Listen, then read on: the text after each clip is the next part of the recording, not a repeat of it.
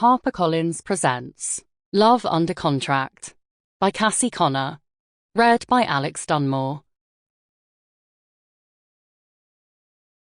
Part 1. Chapter 1.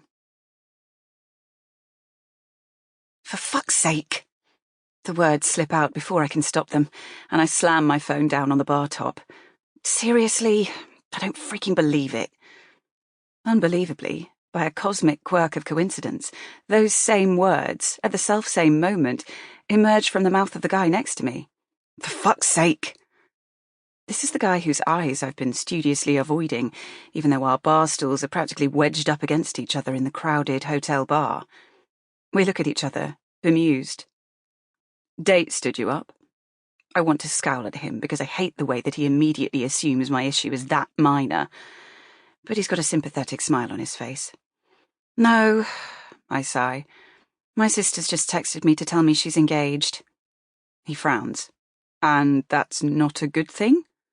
Not when it's to my ex, no. Ouch, that's pretty bad. He pauses. I'll raise you 10.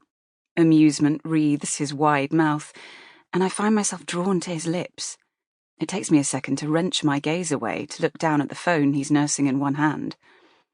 We're playing My Bad is Worse Than Your Bad? I ask. Yup. I doubt it very much. I arch a haughty brow. He's the sort of guy you need to keep on his toes. But go on then. My business partner has just pulled the plug. I look at him in faded jeans, hugging brawny thighs, and a soft white Henley t-shirt clinging to a very broad chest, which is unbuttoned to show a smattering of dark hair.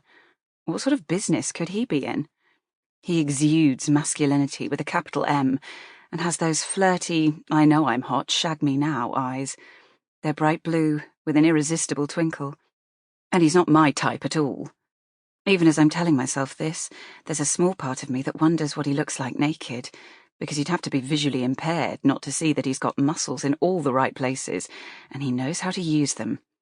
I pull myself up sharply, narrowing my eyes at him. I do not have thoughts like this. He grins at me as if he knows exactly what I'm thinking. I swallow. Am I that easy to read? My type of man wears a sharp, tailored suit. He's clean-shaven, with short hair, and he does a fine line in crisp white shirts, tasteful silk ties, and unassuming cufflinks. Never trust a man in novelty cufflinks. I regard it as a barometer of arseholery.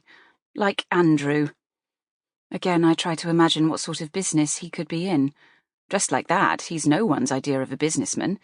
Not with that thick, too long hair that skirts the top of his shoulders, several days' growth on his chin, and strong, large hands that are oddly elegant, but also look as if they might have done a fair bit of labouring in their time. That's tough, I say, trying to be totally businesslike and ignore the ridiculous flutterings in my belly. If they're butterflies, they can sod off back home. This is not me. I lift my chin. Presumably in your contract there are termination and dissolution clauses. I'd expect there to be some contractual notice period. He raises one eyebrow and his crooked smile comes complete with dimple. It's cute. You need to speak to your solicitor, I add quickly and very primly. I don't do cute young men, or cute older men for that matter. The dimple deepens, as if I've said something really amusing. It was a business person's agreement. I eye him, and what can you do about it after the event expression on his face? One of those shake of the hands after you spat on the palms agreements? I ask, tilting my head in question. He nods and shrugs. Something like that. We agreed we could help each other. She offered to finance things. When will people learn? They want to save money on legal fees, but when it all goes tits up, it costs so much more. A decent contract is watertight, bomb-proof, cast iron, and every other rock-solid cliché you can come up with. I should know. As senior legal partner at one of the biggest city law firms in London, I draw up and check contracts. I've got a reputation for being the best, and I'm not too modest to own it. Discovering a loophole in a recent client's contract saved them a potential loss of £70 million. I'm expensive, but I'm worth every penny. Meaning she put up the money. Yeah, that's about the size of it. I thought we were friends. She decided otherwise.